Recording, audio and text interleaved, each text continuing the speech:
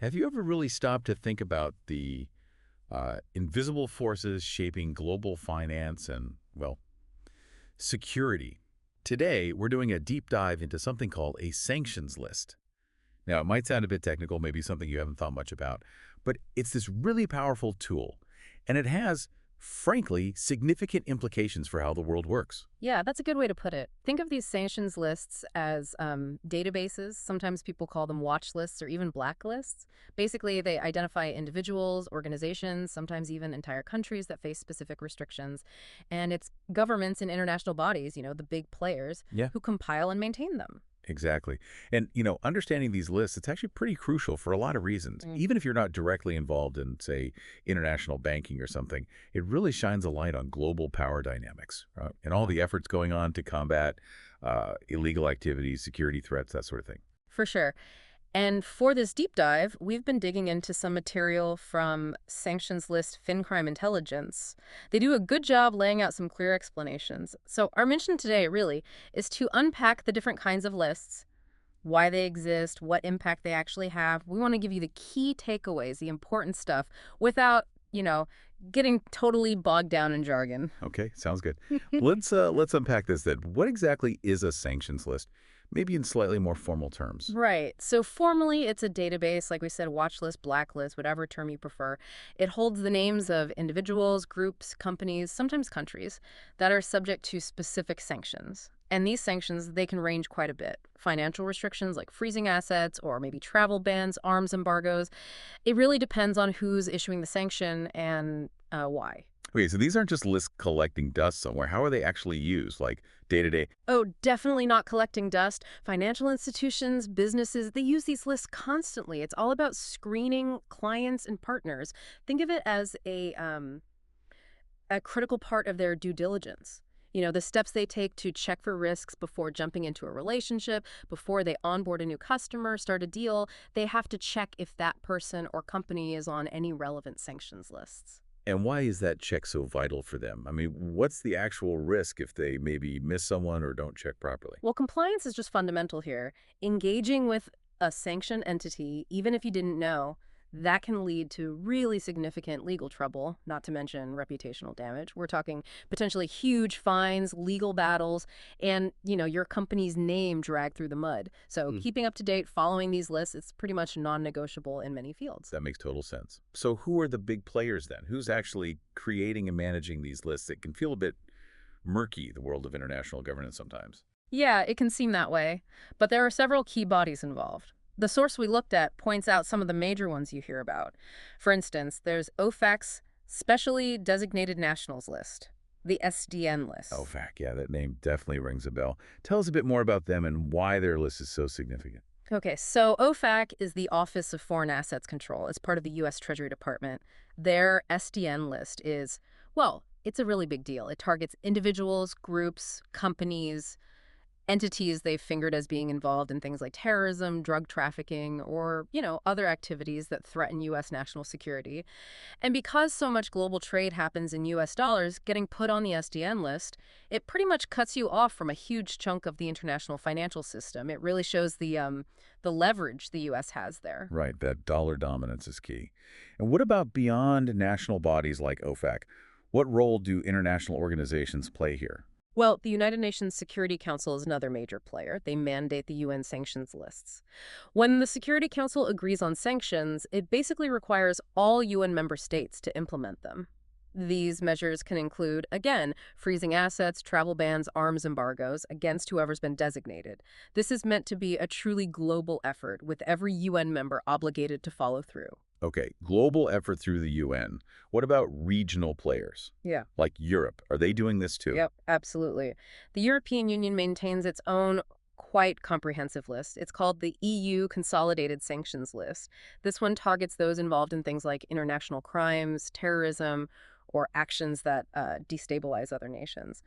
Unlike the UN sanctions, which are globally mandated, the EU list really reflects the Union's specific foreign policy goals and priorities. It's another important tool for them to exert influence internationally. And finally, you mentioned the UK has its own system too. How does that fit in? Correct. The UK sanctions list. It's run by the Office of Financial Sanctions Implementation, or OFSI. This list reflects both the UK's international obligations, like following UN sanctions, but also its own specific foreign policy aims. So you'll see some overlap with other lists, definitely, but also potentially distinct targets based on the UK's particular geopolitical stance. Okay, so it's this complex web of authorities, national, regional, global, all managing these lists. Knowing who's behind them gives a sense of their reach. But it kind of begs the question, what's the real driving force here? Why create these lists? What impact are they actually supposed to have? Fundamentally, the primary purpose is to apply pressure, but without, sending in the troops.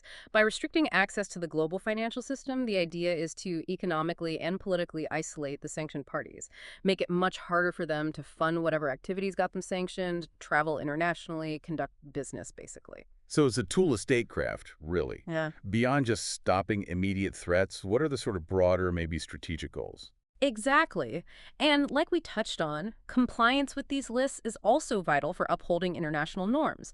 We're talking about fighting serious stuff like money laundering, hiding dirty money, Right. terrorism financing, human rights abuses. By sticking to these lists, businesses and financial institutions, they play a part, however small, in preventing these harmful activities. And of course, they avoid facing potentially crippling penalties themselves.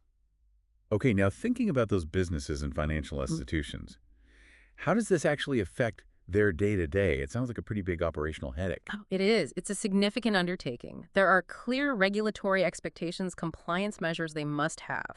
It starts right at the beginning with initial onboarding checks. When a new customer or partner comes along, they have to be screened against all the relevant sanctions lists, just to make sure they aren't already on one. Okay, that handles new relationships.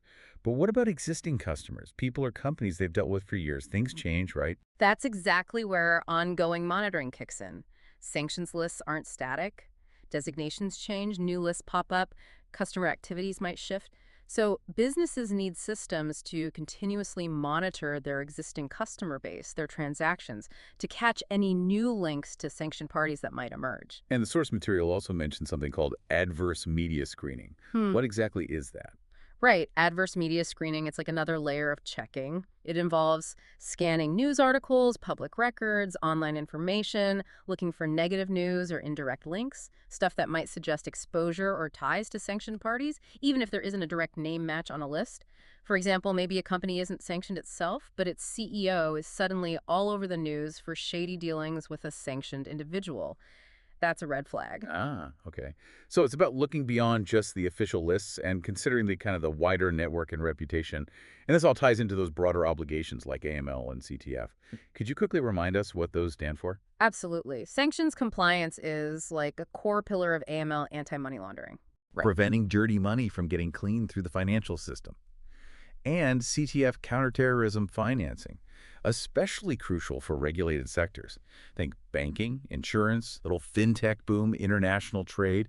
These obligations are all tangled together in the big effort to stop illicit money flows. It definitely sounds like a complex web. And, wherever you have rules and restrictions like this, you usually find people trying to get around them.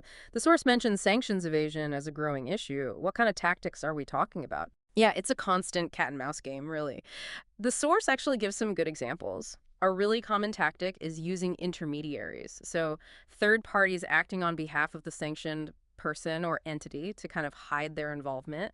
Another big one is using shell companies. These are companies that basically just exist on paper, no real operations, making it super hard to figure out who actually owns or controls them. The FinCrime intelligence source specifically highlighted cases where, these seemingly unrelated companies with no actual office or staff were used just to move money for sanctioned groups. It shows how tough tracking beneficial ownership can be. Wow, yeah, deliberately deceptive. What else do they try? How else do they try to slip through the net? Well, falsifying documents is another common one. Things like trade papers, shipping manifests, financial records. Just making things up or altering them. They might also route payments through tons of different jurisdictions, layering transactions across multiple countries, trying to make the money trail so complicated that it's almost impossible to follow back to the source or the final destination. Okay, so with all these tricky tactics, are there specific red flags that businesses should be trained to look out for? Things that might indicate evasion? Yes, definitely. The source points out several key things. Big discrepancies in trade documents, for example, or really complex or unclear ownership structures for companies. That's a major one. Also, any involvement of entities based in places known as high risk or secrecy jurisdictions, places where financial rules might be looser or less transparent, that should raise alarms. And like we said, using front companies or shell companies that don't seem to have any logical business purpose, that's always suspicious. It really sounds like staying one step ahead Right. requires constant vigilance. Is technology helping out here? You mentioned AI earlier. Absolutely. Technology is becoming crucial. Modern compliance programs are increasingly leaning on things like artificial intelligence, AI, machine learning, and natural language processing, NLP. These tools can process and analyze just massive amounts of data way faster and often more accurately than humans doing it manually. So how does that actually work? How does AI help in this fight against evasion? What can it do that maybe older methods couldn't? Well, they offer some really key advantages. AI and machine learning can dramatically speed up the screening process and make it more accurate. A big benefit is reducing the number of false positives. Yeah. Where a perfectly legitimate transaction gets flagged by mistake, causing delays and frustration. AI can be much smarter about that. They can also help spot potential risks even when the data isn't perfect. Maybe it's incomplete or deliberately obscured. They're good at identifying subtle patterns and connections that a human analyst might just miss scrolling through pages of data. And NLP, that's particularly good for sifting through news articles, reports that adverse media stuff to uncover those hidden links to sanctioned parties. That's really fascinating how tech is being applied to such a complex problem. Okay, so let's try to bring this all together then. Why should someone listening, maybe someone not directly in finance or trade, why should they care about these seemingly abstract sanctions lists? How does this touch our lives more broadly? Yeah, it's a fair question because they can seem abstract. But the thing is, these lists are actually a really crucial tool. They're used to tackle significant global threats and try to maintain some level of financial integrity in the world. Understanding how they work, it gives you a glimpse into, well, how international relations and security are actually managed day to day. You see the levers of power that exist beyond just military action. For instance, sanctions aimed at stopping terrorist financing. Well, they can indirectly make the world a bit safer for everyone. Or sanctions against regimes involved in, say, human rights abuses that reflects an international effort to uphold certain values. And that has long-term ripples for global stability and cooperation. Right. So it's really about understanding a key piece of the global puzzle, even if it doesn't hit your bank account directly tomorrow. It's about being informed about the forces shaping our world and the tools, sometimes blunt, sometimes sophisticated, being used to deal with these really complex global challenges. Exactly. And for you, the listener, who's clearly interested in getting up to speed on important topics quickly and thoroughly, this deep dive into sanctions lists, it really offers a window into a complex but frankly vital area of global affairs. Okay, so let's try and summarize then. Sanctions lists. They're these vital databases. Governments, international bodies use them to restrict access to financial systems, Mm. aimed at individuals, groups, countries seen as threats to global security or norms. Compliance. Absolutely critical for businesses to avoid huge penalties. And the fight against evasion is this constant battle, needing strong internal checks and, increasingly, relying on advanced tech like AI. That's a really good summary, yeah. And, considering how geopolitical tensions seem to constantly shift and how clever the tactics get for those trying to evade sanctions, it does raise a pretty big question for you to think about. How might the effectiveness, the real impact of these sanctions lists change in the years ahead? What new challenges, maybe what new technologies might pop up in this really critical intersection of global finance and security as the world keeps changing? Makes you think, doesn't it?